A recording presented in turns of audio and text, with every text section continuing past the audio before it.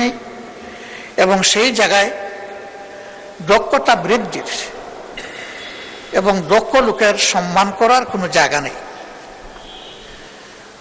বরাবরই রাজনৈতিক আনুগত্যকে প্রাধান্য দেওয়ার কারণে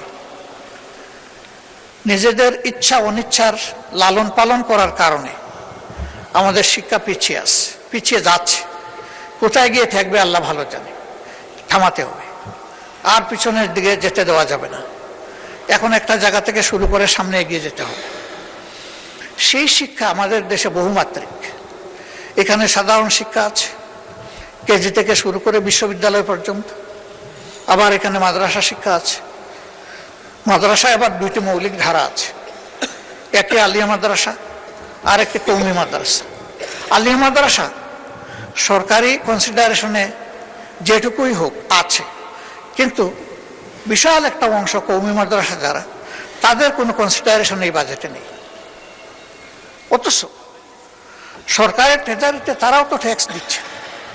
প্রত্যেকটি নাগরিক কিন্তু পরোক্ষ এবং প্রত্যক্ষ কর পরিশোধ করে থাকে। তো তাদের তো হক আছে, তাহলে তারা কেন উপেক্ষিত হবে? হ্যাঁ, এখানে তাদের কিছু আশঙ্কা আছে।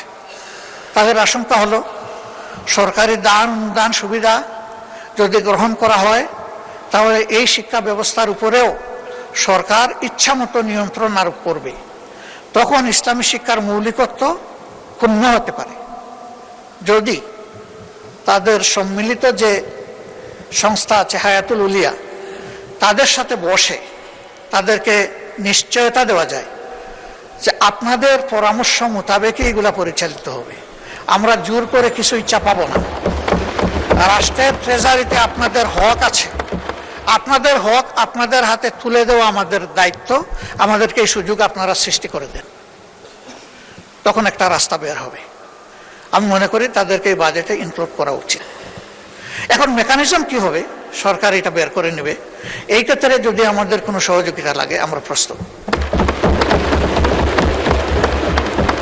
আমাদের সহযোগিতা ছাড়াই যদি সরকার একা সমাধান করে বলে, ধন্যবাদ দিব, অসুবিধা নেই, কাজটা হওয়া দরকার।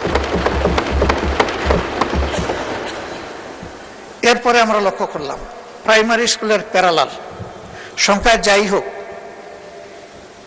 ইবতেদায়ী মাদ্রাসা আছে, সেই মাদ্রাসাগুলার কোনো অ্যাকোমোডেশন এখানে নাই, আমাদের বাজেটে নাই। তারাও শিক্ষা কন্ট্রিবিউট করছে। আমি দাবি করব তাদেরকেও এর অন্তর্ভুক্ত করা।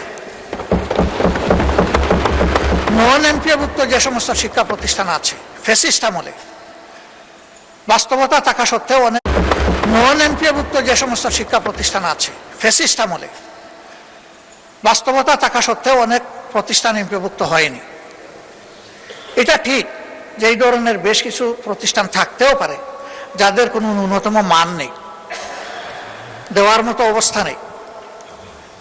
নিরপেক্ষভাবে নির্মোহভাবে মান যাচাই করে, লাইকিং ডিসলাইকিং এর ভিত্তিতে নয়, কোনো এলাকা বা অঞ্চল বেদে বৈষম্য নয়, একটা কমিটি বা কমিশন করে শিক্ষা মন্ত্রণালয়ের অধীনে যাচাই বাছাই করে যেগুলা এমপিওভুক্ত হওয়া উচিত, তাদেরকে আর ঝুলিয়ে না রেখে তাদের উপর আর জুলুম অব্যাহত থাকুক, এটা আমরা চাই না। আমরা চাই যে এটার অবসান হোক, এটার সমাধান হোক।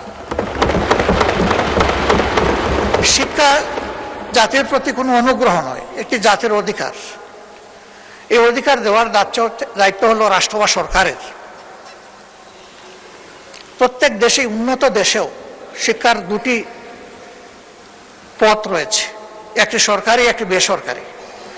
বেসরকারিতে তারা যাবে, সরকারির চাইতে যারা উন্নত শিক্ষা আছে বলে মনে করে, যাদের অর্থ আছে, অ্যাফোর্ডেবিলিটি আছে, তারা যাক, অসুবিধা নেই।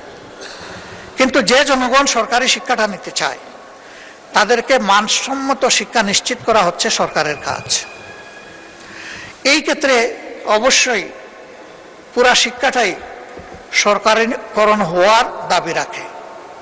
এই বিষয়টাও আমি সরকারকে বিবেচনায় নেওয়ার জন্য অনুরোধ করব।